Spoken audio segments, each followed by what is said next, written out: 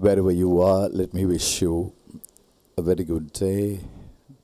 And also, I would like to thank each and every one of you for joining us here with my great team onto my right hand side. Let me introduce each and every one of them so that you know to whom I'm talking to. To my immediate right is Chrimesh. To his right is Mayuraka. Onto his right hand side is Shovana. And to her right hand side is Aloka.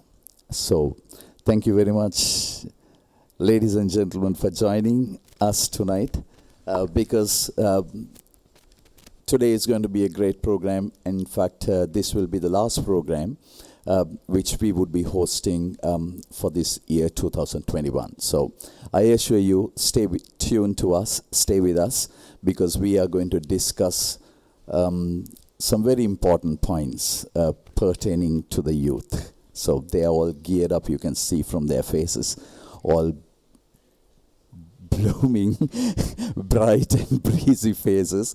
Let's see what they have to say. All right, I'll start with Chrimesh. Now, something that all of us, we as parents, we see youth with all the digital devices with them, mobile phones, laptops, iPads. They are numerous, I would say.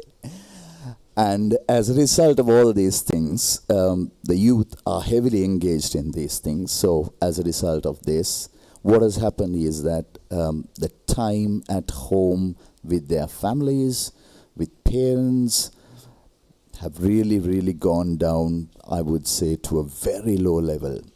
Chrimesh, what do you think the reasons for these are, in your opinion? What are the reasons you think?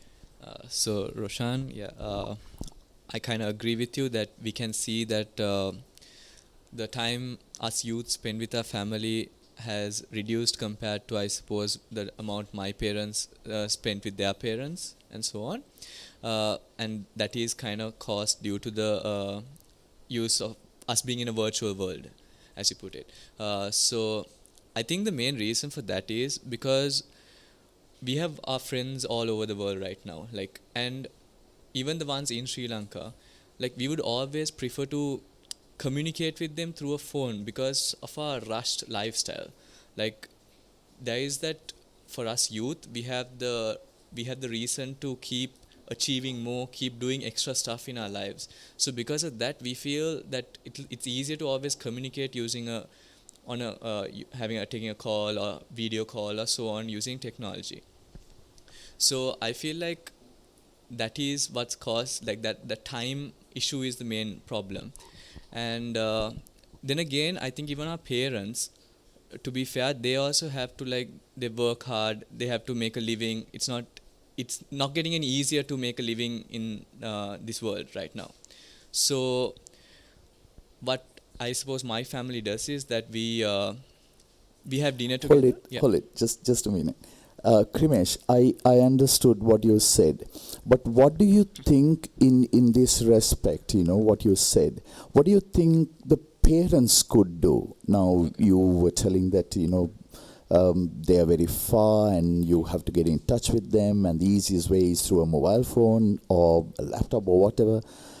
What do you think? How can the parents understand this, and what do you think they could do to get this time, with their children, some quality time? What do you think they could do? So what I feel like, as an example of my family, what we do is my parents would come home for dinner, and we would all make it a point to have a meal together, have a dinner together, and then maybe carry on a conversation after dinner for maybe an hour and say the rosary and just have that small family time, which I feel is it brings a lot of meaning, and we get to know how each other's day went, and so we are connected to them.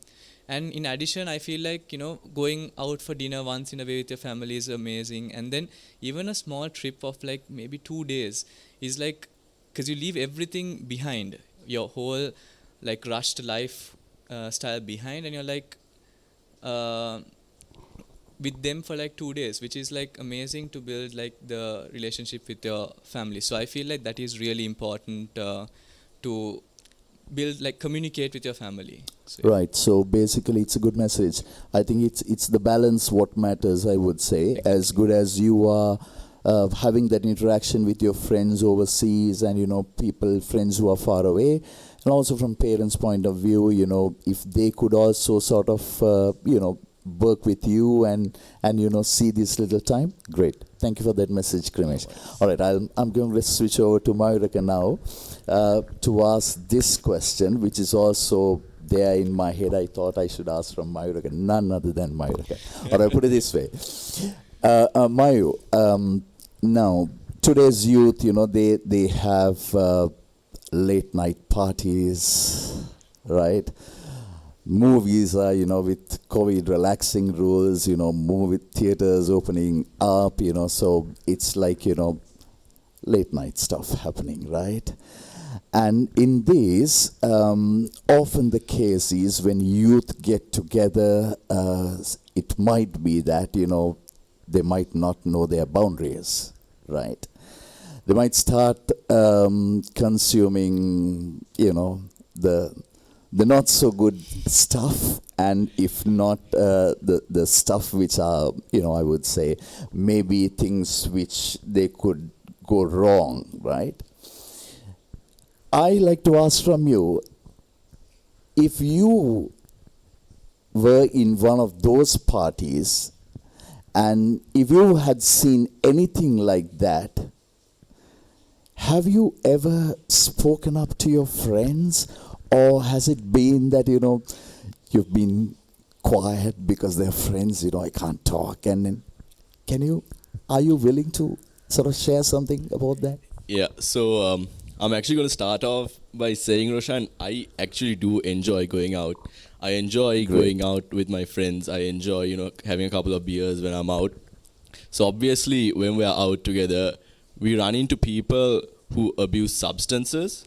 So when I say abuse substances, I'm not bringing the drug fact into this. I'm just talking about alcohol abuse or heavy smoking. So us as youth, seeing that, we are tempted to join them as well. So there have been times where I have told my friends that we should not join them, we should stay in a different corner and enjoy a night. But there have also been times where I have not told my friends anything, and we have ended up joining these people. So the occasions where I did tell my friends that we should keep our distance and not join them, what I told them was, first, bro, we need to think about our health. I mean, heavy drinking, heavy smoking won't affect you in the next 10, 12 months, but maybe in the next 12 to 15 years. Yeah, that's what I want to ask. What do you think these consequences are, Mayuraka? What do you think, getting into this stuff, what do you think the consequences are? So mostly, short term and long term. Yeah, so short term is obviously you're hungover the next day and you won't be able to do any work, right? Long term, it's obviously going to affect your health. Also, what I think is, consuming alcohol and in the moment could lead to, bad judgments and something like drunk driving, for instance. And I'm saying this because I've been in this situation 3 years ago. Me and my friend, on the way back, we were drinking, and he was driving back, and we met with a really bad accident, and we were quite lucky to get out of it with no scrapes. Also, one more thing I would tell my friends is, on a night out, and if you're like drunk out of your mind, you could obviously, start having arguments with random people, which could lead to fights and fists being thrown. And these days, you do not know who you run into in Colombo. So starting a fight with a random stranger could escalate really fast, and you don't know how it would end up. So to conclude your question, Roshan, what I want to tell all the people, the youth, not just the youth, everyone who is watching today, is that whatever you do in life, do it in moderation. Because in the end, it's not just your life that you are risking. It is also the people around you. Right. Thank you, Mayu. Thank you. All right. My next question is to Shovana. Shovana, this is also going to be a little bit of a touchy subject. I thought I should ask from you. All right, Shovana. Youth today, a big thing that they are facing is about sex education, right? Now, I, as a parent, I always think that, it's part of our duty to teach about sex to our children, right? Do you think, my first question is, do you think sex education coming from parents is important to their children, to the youth especially? Do you think it is important, and why? Thank you so much for the question, first and foremost. It's funny because if you go out in society and say the word sex, people will be like, shh, my gosh, because it's so taboo. Like me, being a youth of the current generation, I don't understand, as to why it needs to be such a taboo topic. It's a natural process. It's part of the law of nature. Nowadays, and even back then, parents didn't place much emphasis on sex education. Let me tell you an example, right? I knew an individual, this was about 20 years ago. She got raped by her first boyfriend, and she had no idea what was happening to her. She was confused, lost, so vulnerable in that moment because her parents never had the conversation with her about sex education. So you see the lack of, talking about sex education with your child, it can cause so many negative impacts such as this because, they're unaware, they don't know what's happening. So I personally believe as a youth, yes, parents really need to place a lot of primacy and precedence on sex education. Great. I think that's a good message to all our parents. Here we have a youth at a prime who says that, parents must teach about sex education to their children. Shovana, just a quick, short answer. Do you think learning from parents about sex education is better or learning from internet is better? I think learning from your parents is better because, primary socialization happens in the household. So, children are more comfortable with their parents. So if parents bring up that topic, I feel like it's easier for them to absorb it as well instead of the internet because, the internet could mislead you sometimes. Like how Mayuraka touched on, will be touching on pornography and things of that sort. All right, great. So I think the best is if the mother can teach about sex education to the daughter, and if the father can teach sex education to the sons, I think that would go better. Definitely. Go better. Thanks. All right. Can you pass the microphone to Aloka? Because I want to ask this question from Aloka now. All right. Aloka, this is something that happens in our homes for sure, I know. Because I'm being honest, it's happening at our place. I have a son, like Anil said, 20 years old. Aloka, see, youth come up these days with various opinions, views, suggestions, whatnot, Come a issue, youth come up with all these, logical things.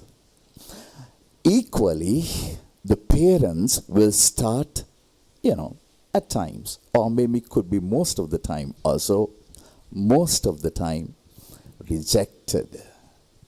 Says no, rejected. That cannot happen. You don't know, like that.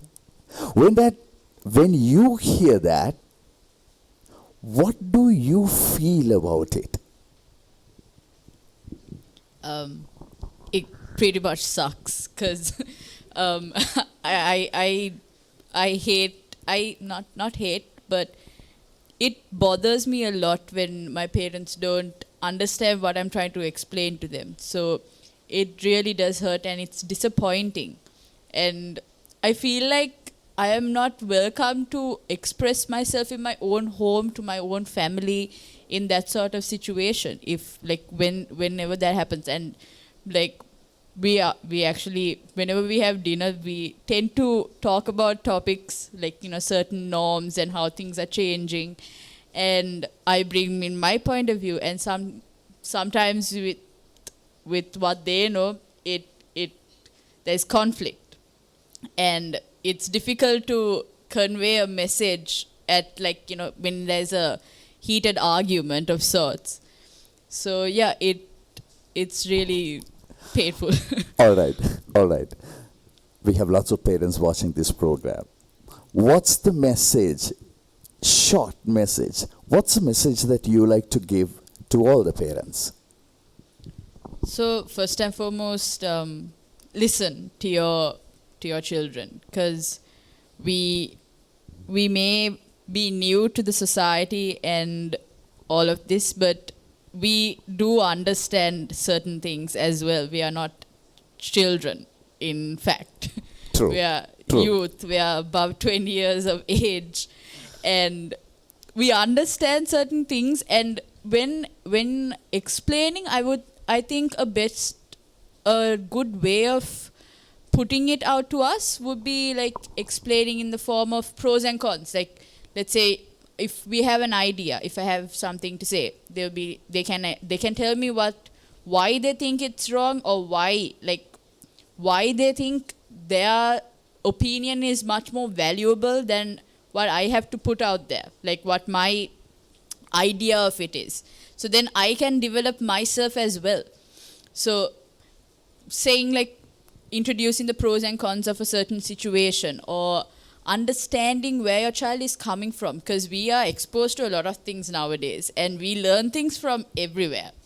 So we tend to grasp a lot of things from the world rather than what comes from the household, because like Chrimesh said, there's very limited time where we spend with our family, and we actually want to spend it well. So yeah, what I think is parents should listen and hear what their children have to say, as well as support, because at the end of the day, we are anyway going to leave the nest and we are going to build our own lives. And when we mess up, we would like to come back and actually ask you guys, rather than going to some random person for advice. Like, I wouldn't want to go to my boss for advice about anything. All right, Aloka. Thanks a lot. That sort of prompts me to bring this little point, but it's a big point, I believe. If you could remember Luke chapter 15. Luke chapter 15 is about the prodigal son story. You said, when we leave the nest and when things go wrong, we come to you guys, That's a good one. It hit me. It reminded me of this. If you can remember, when the prodigal son messed his entire life, he ended up in the pigsty. But he never went back to his friends, because there were no friends. But he came back home, and it was a father who was waiting at the door. So the parents were watching. I'm sure they must be nodding their heads, yes. Right? They must be nodding their heads to say, yes. I could hear that little yes to my ears, right? So you're most welcome. But you also, gave a good point in saying they must listen to their youth. They must listen to their youth. And also, just to add a little bit more, the way that I think the parents were parenting Aloka when you were 1 year old or a 2 year old, that shouldn't be the way now that you are 20 years or 21 years old. Yeah, I would like to add to that, like, when we have heated arguments, I feel like they're treating me like a little girl, like I was like 12 or 11 years old. All right. Yeah. Great. Thank you for sharing all that, Aloka. I want to come back to Chrimesh with this time that we have. I want to touch many points as much as I could. All right, Chrimesh, I'm sure I don't know whether your parents have told this, but often the case, I hear this. Parents always tell, these days, our children, they have their own rooms, their wardrobes, their closets, whatnot, all those things on their own, but they don't look after them. They don't take responsibility of looking after what they have. So, you hear a lot of, hullabaloo this way, that way. I don't know whether it's happening at your place, but nevertheless, can I ask this question? In once again, what is the reason behind it, Chrimesh? What's the reason behind it? Why aren't they taking responsibility in these little chores at home? So, first of all, I like to agree that taking up responsibility when you're young is really important, because it really helps you to build yourself as a character, and for you to, when you grow older, there's going to be so much more responsibility that will come on your shoulders, and it's always good to start when you're at home, when you're at a young age. So, for an example, now, I went to Australia to study, and I was living alone. So, I had to do my cooking for the week. I had to clean the room, wash my own clothes, keep them dry. I feel like if I didn't get that push when I was at home to take up that own responsibility and do it, when I was at home, I would have not been able to easily manage to do that in Australia while balancing like my studies and all the extracurricular activities. So I feel like taking responsibility is really important from a young age. And however, what I feel like why us... Just a moment. So in other words, I'm just going to interrupt you for a while. Yeah. So you think what parents say to their children to keep things nice and intact and, in an order is good advice, right? Yes, it is good advice, but like to get to that, I feel like us as youth, why we don't necessarily do a lot of take up a lot of responsibility at home is because we just have other responsibilities when you leave the house. Like when you leave the house to office, maybe we have like our own responsibilities there, like to finish a project, to give in the budget, whatnot. So when we come home, we just want to be that kid who comes home and like who can just relax and like live under the parents' roof without having to take up any more responsibility. Like once we come back home, we just want to be that kid back in the house who's just like being able to just roll around on bed or whatnot. So that's what I feel like us as youth, why we don't take up much responsibility at home. But to add to that, I feel like all of us youth, we do a little at our own house. Like even the people who don't do... So what do you think for those little things that the parents could do? See, I feel like parents should appreciate those little things, because the more we get appreciated for the little stuff that we do, we get kind of motivated to do more. Maybe it won't happen tomorrow or day after, but like little by little, the more appreciation we get for the stuff we do at home, I feel like in couple of months, in years, we'll be doing much more in the house, which I feel like would clearly, help take up responsibility and like build character within ourselves. So I think it's a superb message to all our parents, because most of the parents, maybe you would also agree with me, most of the parents would always, nag at their children, find fault with them for not doing this, not doing that. But Chrimesh gave a good point this evening to say that, if the parents can start appreciating for the little things that they do, then they are tempted to take up more responsibilities. Chrimesh, thanks a lot for that message. No worries. Thanks a lot indeed. All right, please pass the microphone to Mayu now. Right. I like to ask this question. That's entirely a different one to that once again that I like to ask. Okay, the moment I say I'm going to ask a different one, everybody's smiling. Great. All right, Mayu. What I want to ask is this. With youth having mobile phones, smartphones, iPad, laptops, everything else, chances are that our old enemy, the one who goes like this, can always come from that mobile phone in terms of, could be video gaming, could be pornography, getting into wrong websites, I don't know what not, all these things, there is a temptation. Why do you think the youth, for that matter, even today with this corona lockdown situations, the little children, in their teens also, or maybe could be pre-teens also, getting into this? Why do you think they are getting into it? Really put me on the spot with that question, Roshan. Okay, so I'll break my answer into 2 points. So I'll Yes, first sure. touch the pornography, that side first. So these days, porn amongst the youth is seen as a norm, which means it's normalized, right?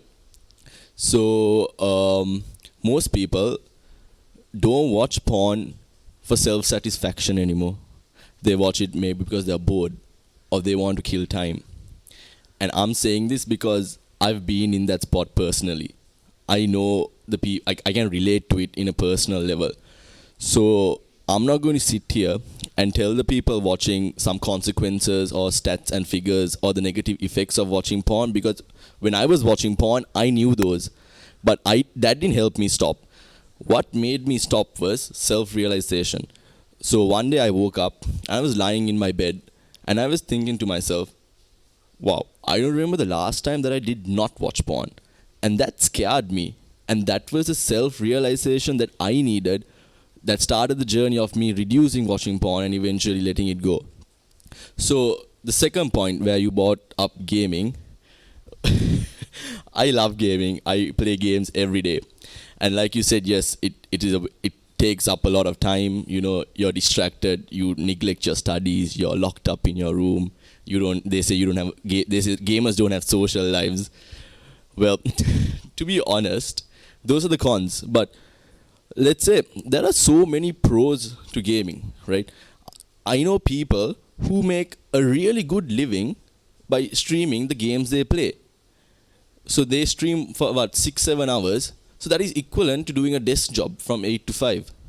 So what I want to say is, like what I said in my previous answer, when you're gaming, if you want to game, who cares? No one's going to stop you. But don't let the fact that, well, I'm going against, I'm actually promoting gaming, my bad. But if you want to, just do it in moderation, because sometimes, when you're having a rough day, that's something you can run into, escape reality. It helps you a lot, trust me, because I've been there. And for everyone watching, if you do it in moderation, it should be fine. All right. I don't want to leave you there, Mayur. Just one more.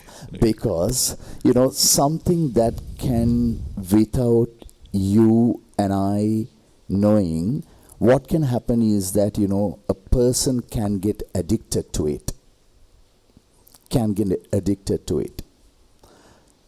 Do you agree with me?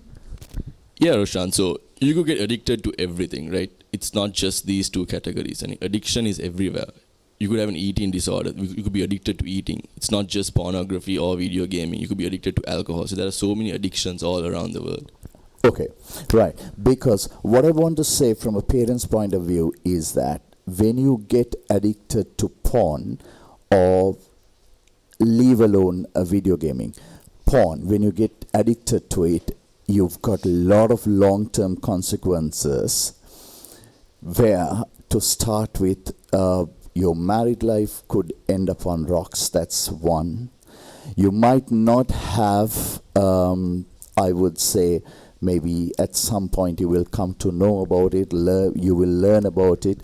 You might not be able even to perform an intercourse, to be very honest with you, right? That's another one. And then you ruin your family life, right? Ruin your family life. And more than anything, you set a bad example to your children. Lot of long-term effects. So it's million times better to, if at all, if we have any of the youth watching this program and anyone who's addicted to porn, I think you need to take this message and Google it and see. You will come to know many things about it. It's worthwhile. Like Mayuraka said, it's worthwhile to let go. He said it's on his own self-realization that he was able to let it go. Thank you very much, Mayuraka. All right, I'm just getting into Shovana for the second round, the question. Shovana, it's like this. In this country where we live, now I'm just switching over to marriage or a relationship or whatever you want to call. marriages take place in two ways. One is something called a proposal or an arranged marriage, or the second one is called a love marriage, right? Now, both these work, and both these also have got issues, right? But something that is very important is, in our culture I'm talking, right? To have the blessing of the parents when you get married. When you get married. My first question, I want a short answer because we want to stay in this little time frame. Do you think that this blessing is all that important today from parents when you get married? Do you think it's important? Like you stated, in an arranged marriage, parental blessing, it just comes with the package. But when it comes to love marriages, it's a little bit of a tricky situation, right? For example, my parents, right, they are of a mixed marriage. It was very difficult for my dad to get permission from my grandparents. Like, my mother's parents weren't very, keen on it, but, they came around. But me, as a present-day youth, do I give a lot of primacy to parental blessing? Definitely, because I'm very close with my parents. I'm an only child and we share a very close bond. So for me, if I ever, get married one day, I would definitely want their blessings, because for me it's important. But I don't think it's the same with all the youth out there, because there are instances, where parents are absent from their children's lives. I know people, I have friends, their parents have been quite absent, and there are instances where parents have been really nasty to them too, in terms of, emotional abuse, physical abuse. In an instance like that, I would understand if my fellow youth don't give much primacy to parental blessing, because, I get it, But me, as a youth personally, yes, I would definitely want to have my parents' blessings. In fact, that was my second question, but you answered it. So thanks a lot indeed. Thank you very much for that. That was good. A very concise answer. And then even before I could ask the second question, you answered me. So thanks a lot indeed. So Shwana's parents should be very happy, because Shwana would always go with the parents' blessing. All right. My second round, last question that I want to ask from Aloka. Right. Aloka, it's like this. In Sri Lanka especially, we have, marriages. I think even right around the world, I would say this could be the same thing. But we live in this country, and we know this is happening. Maybe with the first looks or whatever, people get, attracted, right? Attracted. And then maybe, at early stages in life, could be 20 years old, 21 years old, you fall in love, and then you get married, right? And then the next thing is that 22, you might have a child, and then you go on like that, 23, you have your second child, and then maybe 24, and then 26, you start realizing things, and then you think for yourself, no, this person is not my spouse. This doesn't fit. So what happens is that, you separate, and in worst case scenario, you even divorce. The statistics in our country show these things. That's why I am telling. So we've got lots of youth watching this program, and they need to know this thing as well. They need to know this thing as well, because like Anil said, I'm one of those people, who talk about marriages or the pre-Kena programs that we do. In these, we talk about it, and by the time people come to that, they have already made lots of decisions and, decided and all that. So,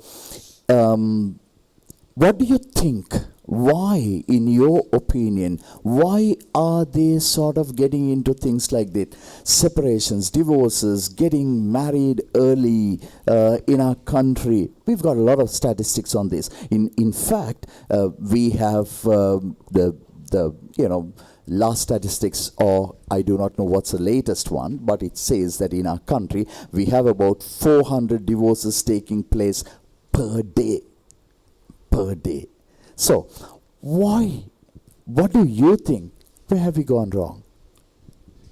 From a youth's opinion? To be honest, I feel like from what you said, getting into marriage at a young age, nowadays, I don't think it's the best option because, see, we are running a race here. Like, the youth is running a race and things are moving really fast for us. From the point of our education to making a living, whatnot. I think if you're going to find a person for yourself, if you're going to get married to someone, to have a relationship, you have to first know yourself. I need to know who I am. Like, at least, if not deeply, at least to a surface. I need to understand what my qualities are, what my values are, where I do wrong, like where my weaknesses are, and make sure that I can work on my weaknesses to be a better person in general. Then, when I find another person, when I find a partner, I could see, like, I would at least know who I am to make sure that I wouldn't move away from my own values to be with another person. So what I think goes wrong is that people fail to take time and think of themselves first and foremost. And I'm not going to be the same person I am now when I'm 25 or in like another 10 years.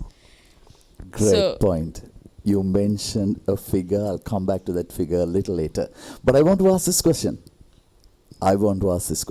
Maybe you might know youth.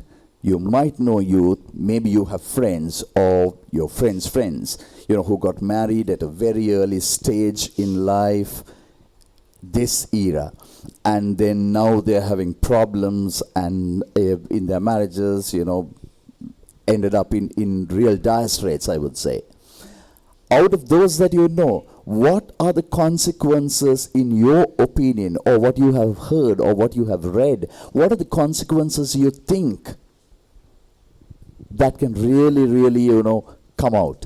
If you get into those without really knowing, like you said, if you don't know, you don't get married, but wait for some time until you come to realize things, in your opinion, 25 years. Yeah. What are the consequences you think? I mean, if you're gonna get married and if you're gonna have a child by the time you're 21, then you're a mother and a father. You're not youth. If you're 21 and you have a child, you're a mother or a father. You can't be youth while being a mother and a father. It won't balance. You can't. I personally don't think it works where I could be a mother and do the fun things that I love to do. And I think the consequences would be like the fact that if I became a mother at a stage like this, I wouldn't be able to continue with my degree program or with my education, with anything that I want to do within the next 10 years of my life. Like I could travel. I would want to travel. I can't do all of that if I get married and if I have to make a living and stay grounded. So, in that sense, consequences would be I would miss my youth. I would just be giving it up. And another one would be I would not be able to qualify academically. And my ability to run this race where everyone's trying to reach a certain target would just deteriorate. Like, I wouldn't have the ability to do that.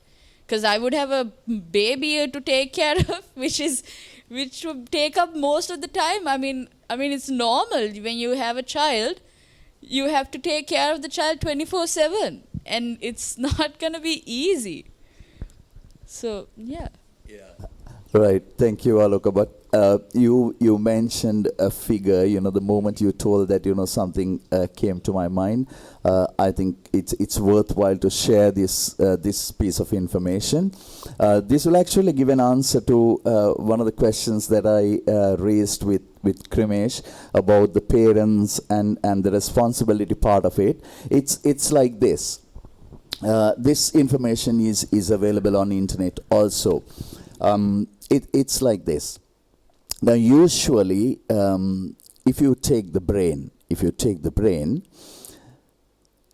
the age or the years, the amount of years that come or required, the amount of years that is required for your entire brain to form is approximately 25 years. Right? It's not 5 years or 10 years or 12 years of 1 year, no. It takes about 25 years for your brain to completely form. And the last thing that forms in a brain is something called the prefrontal cortex, which is on this part of your head, right? And the function of prefrontal cortex is to understand things, is to grasp things, that part. So this is how God has created, right? So the last part is this prefrontal cortex. The job of that is to make sure that you understand things completely by the time that magical figure which Aloka said, about 25 years. So now can you understand why, if you start getting married, especially the youth in their, 18 years, 19 years, 20 years, 21 years, what can happen? And when they start realizing things, when they're 25 years old, this is not my bowl of fish. Right? Whatever. Right? You want to think like that? That's the time that you realize. So, like Aloka said, you should stay a little longer until you start understanding things. This is the most important thing.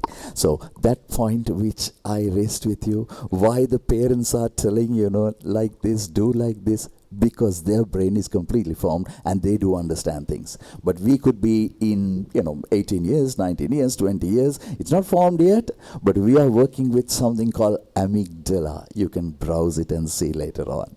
Right? So working with amygdala is something else, the function of that, but working with the prefrontal cortex is something else. So thank you very much indeed, Aloka, for that, great insights. But I like that figure that you gave, because with that I was able to sort of, give you some information and also our audience on that. All right. With the rest of the time available, I like to do something else. Sean is laughing. All right. The third round is going to be like this. Now, all this while I was asking things from y'all, and y'all gave us, as well as me, as well as the audience, a lot of information from a youth point of view.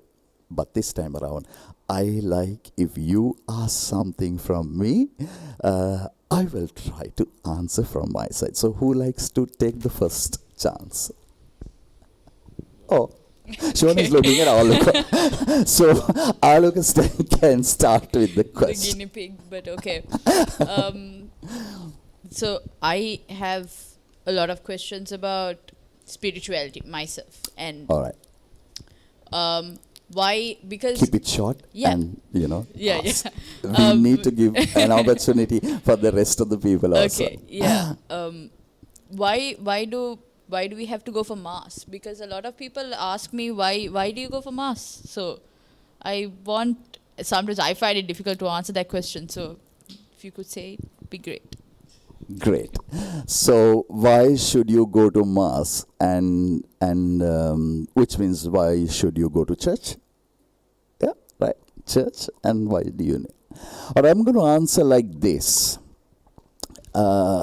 More than a spiritual point of view, I'll answer with a little example, with a question I would like to ask. Why do you go home, Aloka? To eat and sleep. To eat, sleep, to relax, right? Right?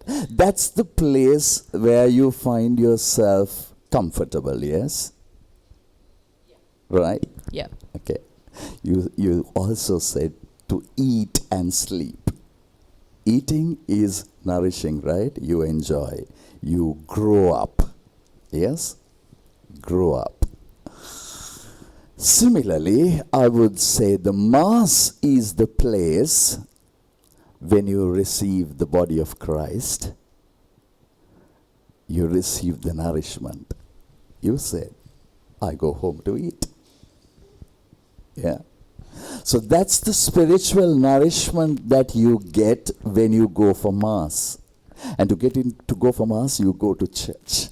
So your church is as good as home, definitely is better than home, where you can sit, kneel, stand, look at your Christ and cry, be happy, ask whatever you want. The way you would go home and ask from your mom, Mom, look, I'm thirsty, I'm hungry, I want something to eat. Definitely she will prepare and give. It's like that. It is like that. That's the place for our youth to find all the solutions. The solutions for all their questions, I would say, more than the mother and father. You go to that church and you speak to your God. You receive the food that you eat, and you will have the answer. You will have the answer, for sure. And that's why people, not only on Sundays, even on weekdays, they go to church. And that's the very reason during this lockdown, people were running a little crazy, because they couldn't receive the Holy Eucharist. They could not. Right? Okay, so I hope I've given you a concise answer in a manner that would get digested. Yeah. All right. Thank you. Right. Let me, who likes to ask the next? Shovana is taking the mic. All right, Shovana, let me hear from you. Your question, I'll give you a concise answer like that. Let me hear from you. I mean, you would have realized how excited I was with my I big thought for smile. myself. I was like actually looking forward to asking this question because I would Yes. love to have your perspective, Yep. right? Ever since I was a kid growing up, this question has always been in the back of my mind. Why is it so important that a Catholic should marry a Catholic? Like, why? So important, a Catholic should marry a Catholic. Great question. All right, it's like this. More than the importance, let me tell you this. There's no rule to say that a Catholic should marry a Catholic. I mean, you yourself said that your mother and father comes from an interfaith marriage, right?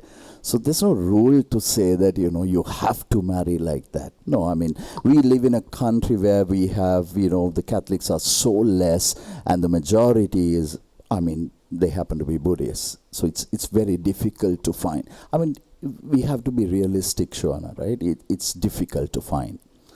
But I must tell you, it's more than an issue to do with Catholics and Catholics.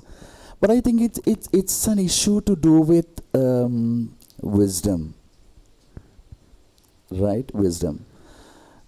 Think like this. I'll bring in an example, just like I brought one for Aloka. Think like this. This is a true story which I know because I know this couple. They came from an interfaith marriage.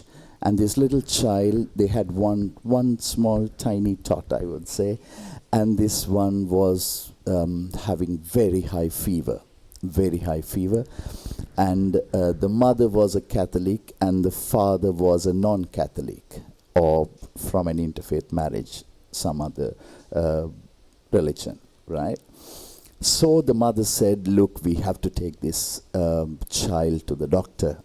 So they took the child to the doctor, and on their way back, this mother or the wife said, look, on our way back, we'll take our son, that was, the small one was a son, we'll take our son to the parish priest to get a blessing, and then we'll get back home. So what did his husband say? He said, no, what nonsense. We will not go there. Instead, we will go to my place of worship and we get a blessing there. So that was a big commotion there. Big commotion there. They came back home without any blessing. They came back home without any blessing. So, marriage itself, Shovana, has got challenges. So, when you come with two people coming with two different faiths, right, that poses an extra challenge. Extra challenge. So, not that you cannot marry, you can marry. But if you are wise enough, that's what I said, it's about a wisdom issue actually. If you are wise enough, that husband would know how to handle it, and that wife also would know how to handle it, and it works. As good as I told you a scenario, a real life situation like that, I must tell you this story also. This is also a real life one, to tell that it works also. One day a priest came. This was a house where they were in an interfaith marriage.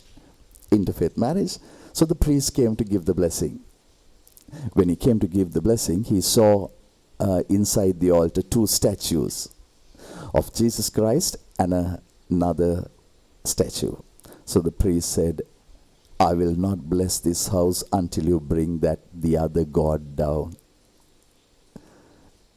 Yes. So the priest called the zonal leader and said, tell these people to bring that statue down, otherwise I will not bless. Yes. So the zonal leader was running, and the wife said, no, my husband is telling no, he will not put it down.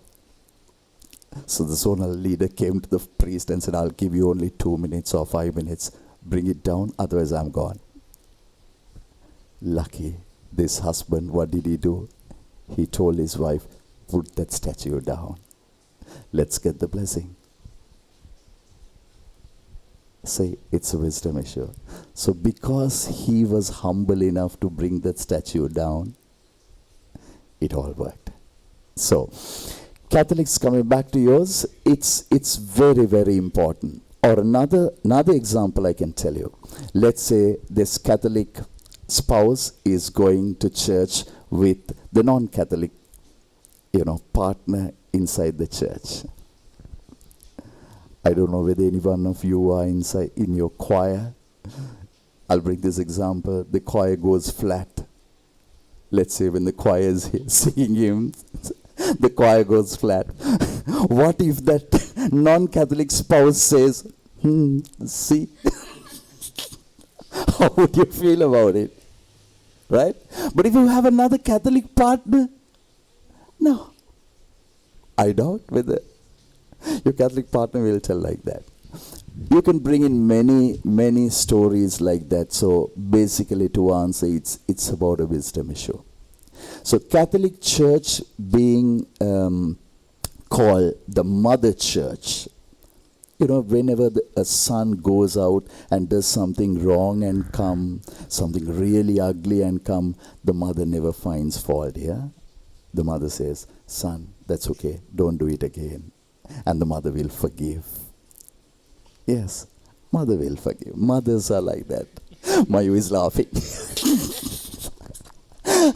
Right? Mother will forgive. It's like that. So the Mother Church is telling, it's out of love.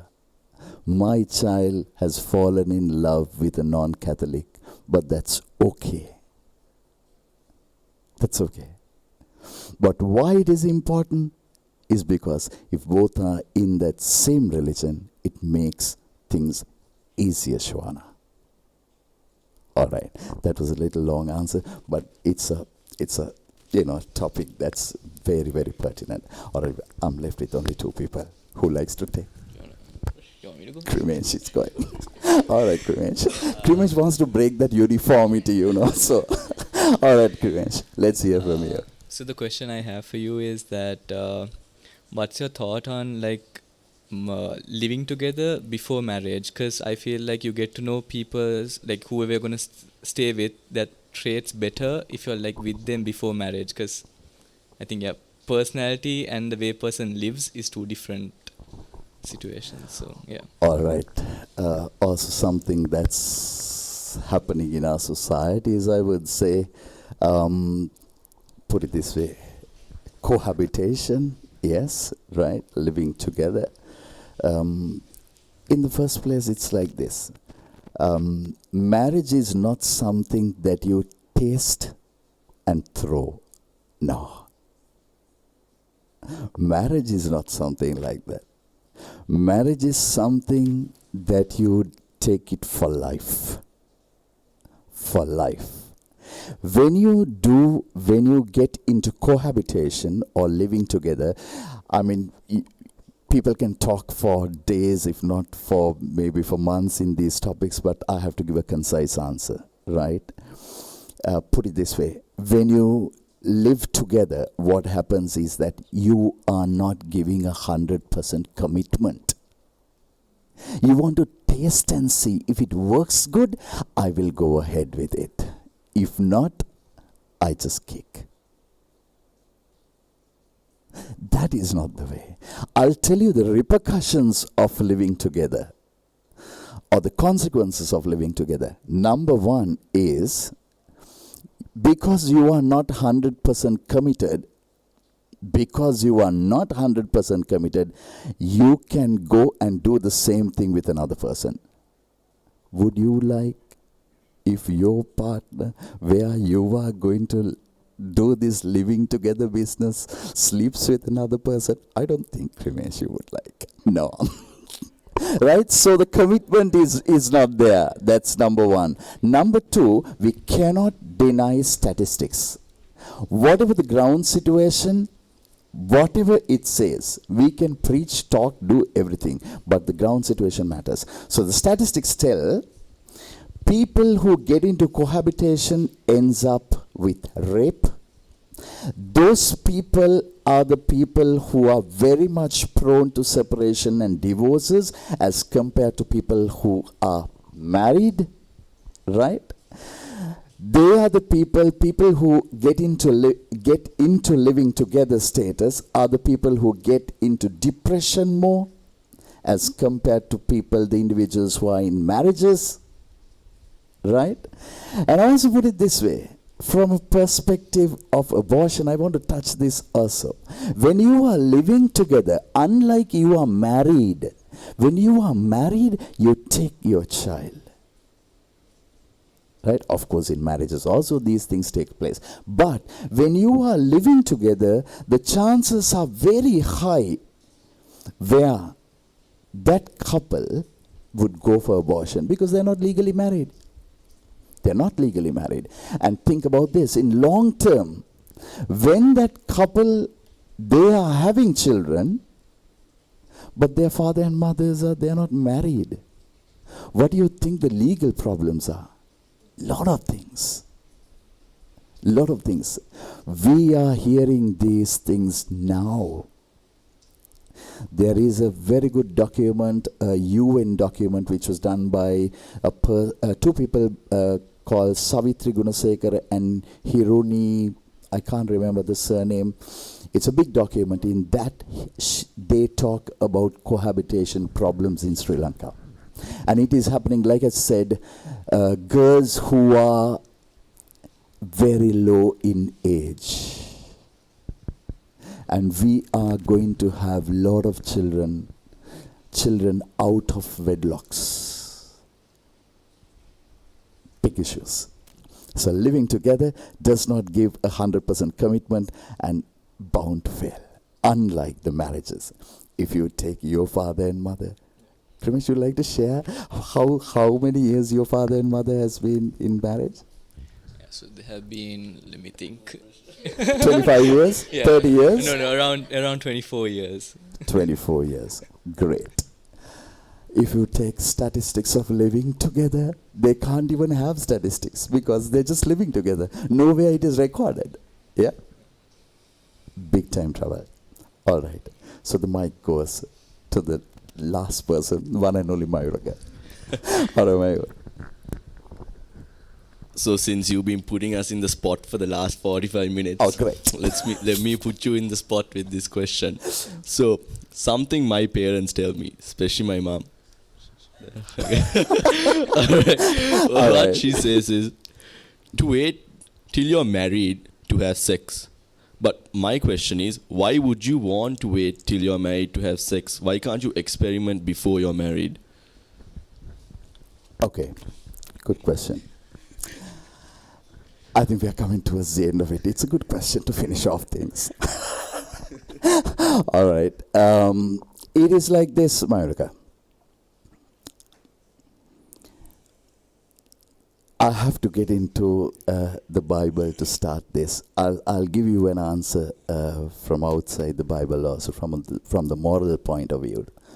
But if you take the first book in the Bible, it's the book of Genesis. So in the book of Genesis, in chapter 1, it talks like this. God said they blessed. He blessed them and said, be fruitful. So the word blessed means it's the marriage. So God said, go and procreate, go and have sex. I mean, you don't get children just by looking like this. No, the wives don't get pregnant just by looking like this. You have to have sex. You need to do an intercourse, right? You need to do this. So, God gave permission, or God explicitly, He said, He blessed. Blessed means it's only for the married couples. Go and procreate. Go and have sex. Go and have an intercourse. Right? So, from a spiritual point of view, if you do it outside, it's a sin. So, in other words, premarital sex is a sin. Right? So, to all the youth watching this program, don't get too close. Don't get too close. Right? I'll tell you in three different ways. In three different ways. There's something called a near sin. A near sin. You know, you let's say, a couple still not married, they go out, they hold hands, without you knowing, you put your hand around and, you become so intimate. Chrimesh is giving me a small little smile, right? You become so intimate, you never know, where it can end up at. There's no one around. Absolutely, there's no one around. It's only those two, right? So if you get into that, how far is too far? You never know. You might end up in something like that.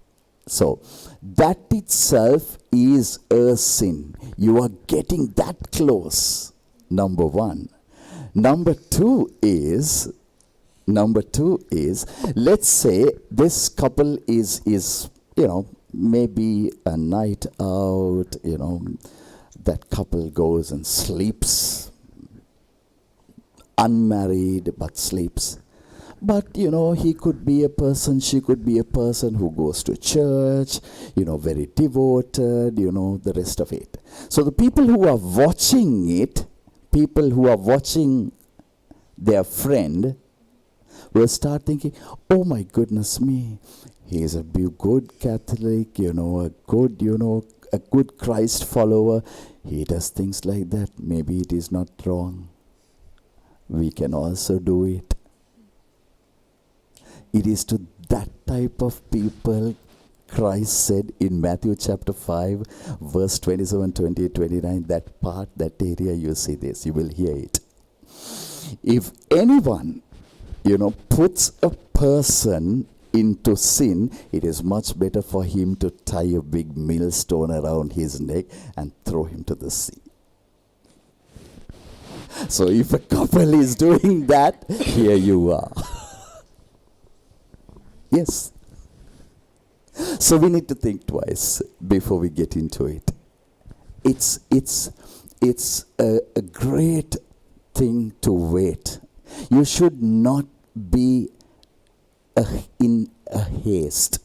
A haste is a waste. I'm telling you. The wait is worth. The wait is worth. So wait till your date comes where it is all the worth. All right. With that, I like to wind up things. I would like to thank Chrimesh. I like to thank Mayuraka. I would like to thank Shovana. And I like to thank our gorgeous-looking Aloka. Thanks a lot indeed. Thank you so much indeed. As you could see on the background, you see the Christmas tree, the beautiful Christmas tree from our studios here. I feel a little bad, just in case if you don't hear their voices for the last time. I want to give this opportunity to all those 4 in one shot for one thing, and that is to wish each and every one of you a very happy Christmas. So here you are, Aloka, Shovana, Mayuraka, Chrimesh. 1, 2, 3. Merry Christmas. Great indeed. Take care of yourself. Thank you for joining us tonight. Take care of yourself. Bye.